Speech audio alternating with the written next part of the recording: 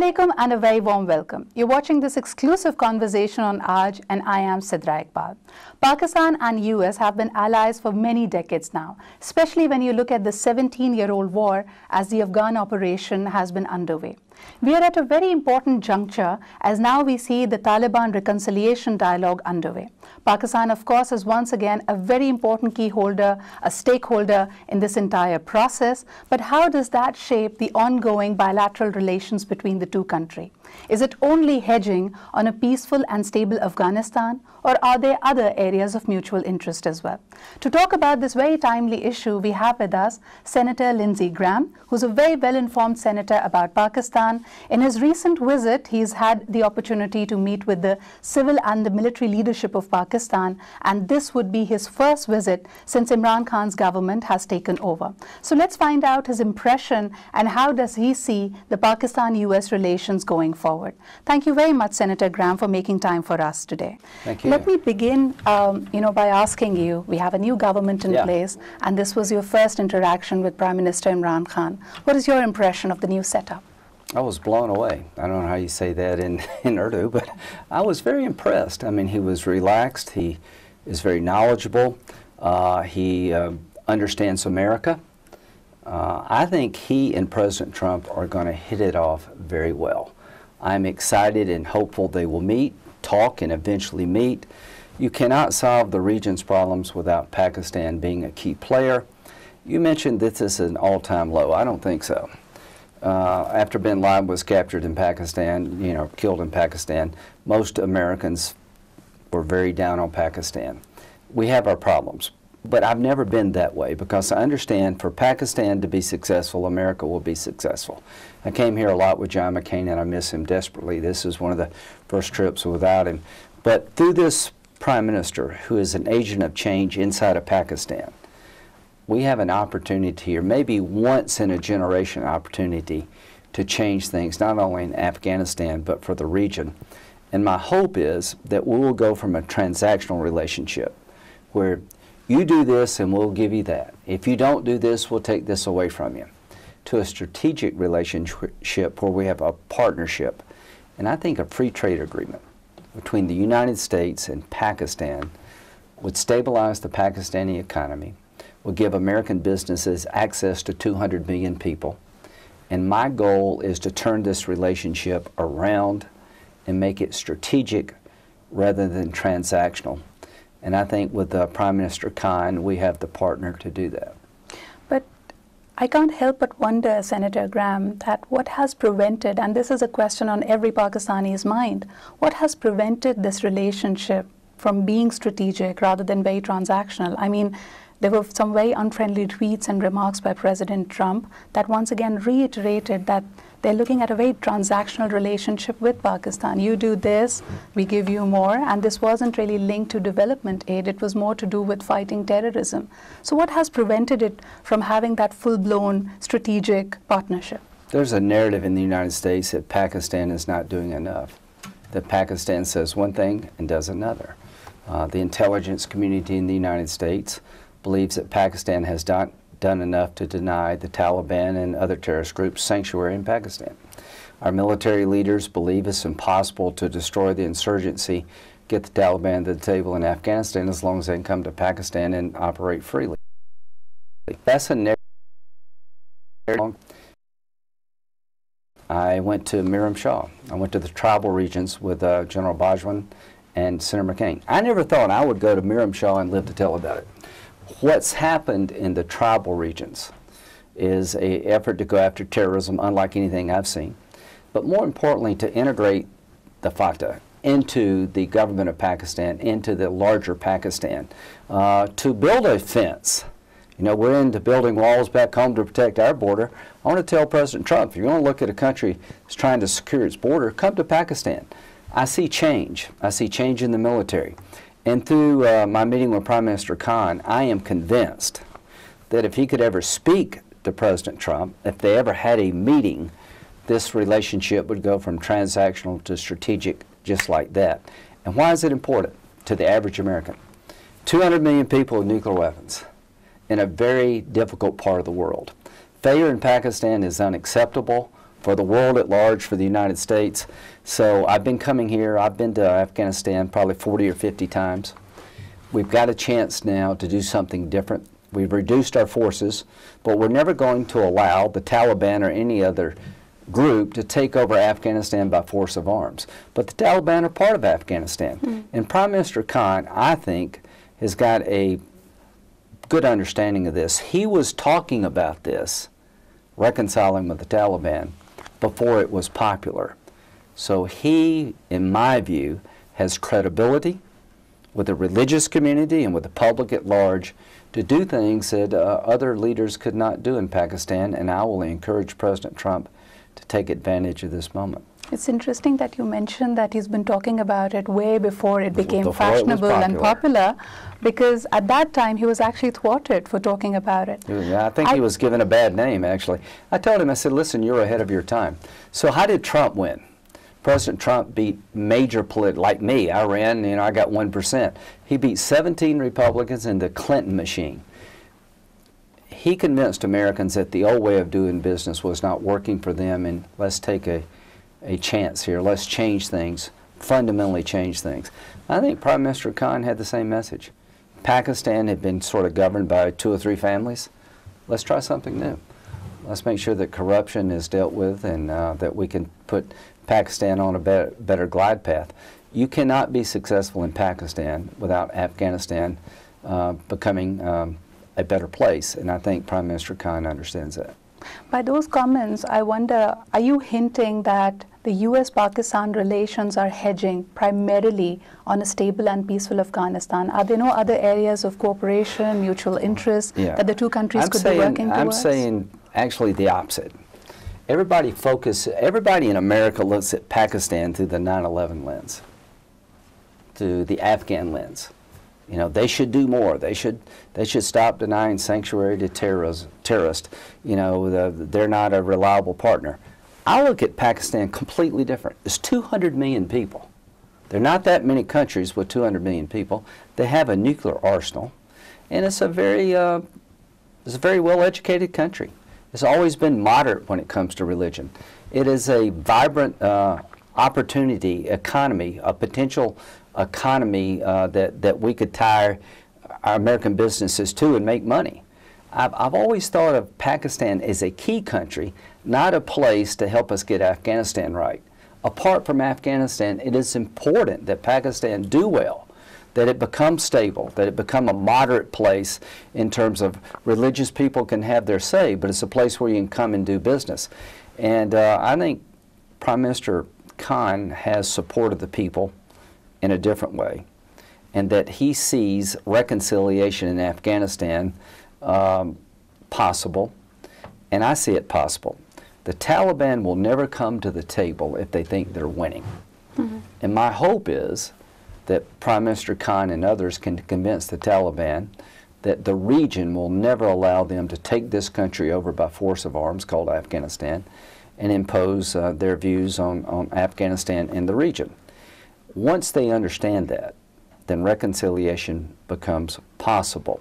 So I'm going to encourage President Trump to get to know Prime Minister Khan, to look at Pakistan not through the lens of just Afghanistan, but as a strategic partner, a great economy potentially to marry up with. I would want to know your opinion about this controversy that perhaps the Trump administration tried to use disincentives to sort of push Pakistan into greater cooperation on these matters. Every American government has done the same. So I'm in charge of all foreign assistance. I'm the chairman of that committee. We give direct aid to Pakistan. We provide military assistance to Pakistan. Everybody says, well, Pakistan is dealing with China. I don't care. I want them to have a good relationship with China. I don't care if they deal with Iran or Russia. Pakistan, to me, is a real opportunity for the United States and everybody else. So rather than having this transactional relationship, if you don't do this, we will take this away. If you do this, we'll give you more. Stop that. We don't ask the British to help us because we gave back.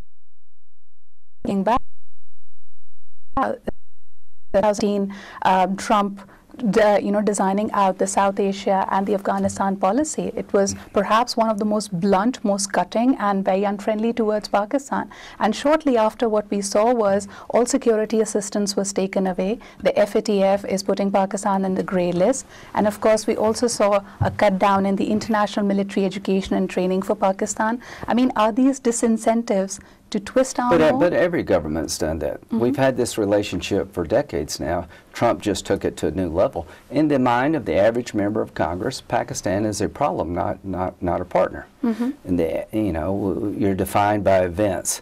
President Trump hears constantly Pakistan is not doing enough to deny the enemy sanctuary. That Pakistan has been saying one thing and doing another. Pakistan is now working with China. What I'm trying to tell President Trump, with Prime Minister Khan and General Bajwa, you have a chance here to change the trajectory. That Prime Minister Khan is right to seek reconciliation with the Taliban. That is the only way this war ends. That Prime Minister Khan wants to grow the economy. He won through young people saying, okay, you represent a better way for Pakistan. That Prime Minister Khan has a vision for Pakistan that we should embolden, that a free trade agreement, President Trump, is a better way to affect things in Pakistan and have American benefit. We don't see Pakistan as a beneficial partner beyond terrorism cooperation. I want to change that. A relationship between Pakistan and the United States has a beneficial element that's been untapped. And with President Trump and Prime Minister Khan, I think we can change this relationship from one of transactions to strategic interest. And the best test of that relationship is, can we work together to change Afghanistan? But has there been a change in the direction of the strategy? Because again, if I go back to the South Asia strategy speech, Trump did three things. President Trump pointed out, number one, that there is a timetable that we follow in Afghanistan. It will be a condition-based approach. That's good. But right now, what you're negotiating for is perhaps a roadmap right before the April presidential elections. Isn't that very timetable-like? Well, no, the point is that President Trump is frustrated that we have really taken the fight to the Taliban effectively. 18 Americans have lost their lives since August of 2017. 5,600 Afghan soldiers have died. This is a model that's more sustainable for the United States. But how does this war end? It ends with reconciliation. Right. Now, how does reconciliation occur? When the Taliban are convinced they can't win militarily and they hear it from Pakistan and everybody else, now's the time to bring this war to an end. Now, how does the relationship with Pakistan change? When America sees Pakistan as an agent of change in Afghanistan, when President Trump sees Prime Minister Khan as somebody that can help him solve the Afghan problem, when he sees the Pakistan economy as something to tie into, when he sees Prime Minister Khan as a more stable partner in terms of regional issues. This can happen only if they talk.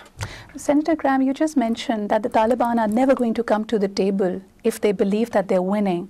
So my question to you would be, they right now hold the most control over the Afghan territory since their fall in 2001. So why do you assume that they don't feel that they are in a powerful negotiating position? The reason I know they're not going to win is I go to Afghanistan a lot. The biggest problem the Taliban have is that most people in Afghanistan don't want them to take over the country. Right. So do you think all these young girls that have gone to school in the last 17 years want the Taliban to come back? Do you think most fathers and mothers want to go back to that way of doing business? Do you think that after 17 years of seeing a better way of living, they want to go back to the 11th century? I'm trying to convince President Trump that we have the best chance since I've been coming here for 20 years to change things. And Prime Minister Khan is the real difference here. But when you talk about 17 years of seeing a more modern way of life, and press briefings and media reports for the last 17 years have us believing that the majority of the Afghans are saying what you're saying. They don't see the American engagement as occupation to destroy and to defeat, but rather they see you as coming to liberate, to build up, and see you as agents of change. So wouldn't it be tricky for Americans to now have a reconciliation and a talk process with the Taliban? Wouldn't the Afghans see it as backtracking from what you had promised them? So Prime Minister Khan years ago said the only way this war in Afghanistan ends is through a political reconciliation, right, through a peace. agreement. People from the north of Afghanistan, when you talk about let's reconcile with the Taliban, they're not very excited about that. They're not. I can understand that. But everybody in Afghanistan wants a better future. The conditions are right. They have to disarm. They have to accept the terms of the Afghan constitution. They have to integrate themselves in the political process. They represent a voice within Afghanistan, but it's not the dominant voice. If the Prime Minister of Pakistan, in conjunction with the United States and the region, put pressure on the Taliban and talked to the Taliban about reconciling, it would be a game changer. Now, why would they do this? The best way for them to have a say in Afghanistan is not to kill their fellow Afghanis. It's to work with them.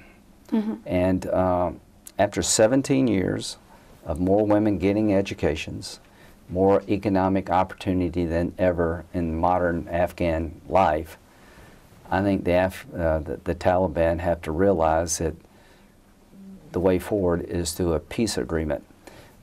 You mentioned something that was very important. We could not stay in Afghanistan one day unless we were welcomed. And I keep telling every American who will listen that people have been trying to take Afghanistan over for thousands of years. The Russians, Alexander the Great. Nobody has been successful. Why? Because the Afghan people are very prideful. We don't want a thing they have, and they know that. They see, for the most part, an American soldier is trying to help, and they appreciate the help. If you had a relationship between Pakistan, the United States, and Afghanistan, the way I think it could be, not only could we end this war, we could change this entire region. So I'm going to go back and tell President Trump, you got a new partner in Prime Minister Khan. Talk to him. Listen to his views of why we should reconcile with the Taliban, how to do it. Put on the table not a transactional relationship, but a strategic relationship. If you help us end this war that's bad for the world, not just the United States, if you can help bring peace to Afghanistan, then you will be seen in a completely different light. So, Senator Graham, usually we have this, this popular joke in Pakistan that the U.S. treats Pakistan as a daughter-in-law, and there's always that mother-in-law perspective to doing more. What you've just pointed out, there's a new partner as Prime Minister Imran Khan, but what are the expectations? How do you feel that this will be driven forward, and what is the ideal post-settlement counterterrorism outfit that the U.S. deems would still be present in Afghanistan? Well, so if there was a reconciliation tomorrow between the Taliban and the Afghan people, ISIS would not be at the peace table. Daesh, ISIS, whoever you want to call them, Al-Qaeda would not come to the peace table. Right. Most Americans do not appreciate how much help Pakistan has been against the fight against Al-Qaeda. So if there were a peace agreement tomorrow, we should stay with a smaller force to deal with the counterterrorism problems of a form of radical Islam that's not going to come to the peace table. It's not in Pakistan's interest to have the border regions fall into the hands of Daesh or Al-Qaeda. It's not in our interest, not in Afghans' interest, it's not in the Taliban's interest. The Taliban are actually fighting ISIS. So why am I hopeful? I think Prime Minister Khan has sort of had a vision of how this war ends before most people. Now's the time to do it. You've got a new president in the United States who is willing to do things differently. A free trade agreement with Pakistan will change the trajectory of the Pakistan economy more than IMF loan, more than any single thing we could do. And what would be in our interest? To have a better partner helping us in Afghanistan, a good partner for counterterrorism for years to come, and a market to tap into. I don't want to just give the whole region to China. One of the ways that we can benefit from this relationship is a free trade agreement. And to me, that makes the partnership strategic rather than transactional. And as odd as it may sound to most Americans, I've never seen a better chance for a successful outcome than I do right now because of what the Army's doing, and with a new prime minister. One of the things that President Trump has been attributed with is how he's cognizant of the national interest and, you know, the economic burden of having illegal immigrants and refugees come on American soil. I wonder, when we're talking about a larger regional, understanding about Afghanistan, Pakistan, and the way the people are working, you mentioned briefly about that as well. What about the millions of refugees that Pakistan has been hosting? Will there still be support for them? Will they be going back and repatriated in Afghanistan? Is that on the table as well? So we talked about there are over 2 million refugees that have been displaced from the war in Afghanistan. Hopefully they'll find a way to get back to their country and add value to Afghanistan. But what I told President Trump is that this idea of military action and leaving doesn't work. What does winning look like against radical elements? And there'll come a time when people will pursue a hopeful life and the promise of a glorious death is not so attractive. Most people, quite frankly, do not want to go back to the 11th century. So the investment in a stable Afghanistan after a peace agreement, if you get one, is smart for us. It is not in our interest, if you get reconciliation, to walk away. This government will go through a lot of growing pains. It is not in our interest to leave this region because counterterrorism mission still exists. We may reconcile with the Taliban, but you will never reconcile with Al-Qaeda. You'll never reconcile with Daesh. You have to contain them. You have to keep them suppressed. That means partnerships between the Afghan people, the Pakistani people, the entire region focused on common threats. Now, the one thing that's been missing in the relationship between the United States and Pakistan, it's been all about terrorism. It's been all about you're not doing enough in Afghanistan. It needs to be about possibilities on the economic front. This is a very young country, 200 million people, very young. This is a good market for the United States. If President Trump understands one thing, he understands business.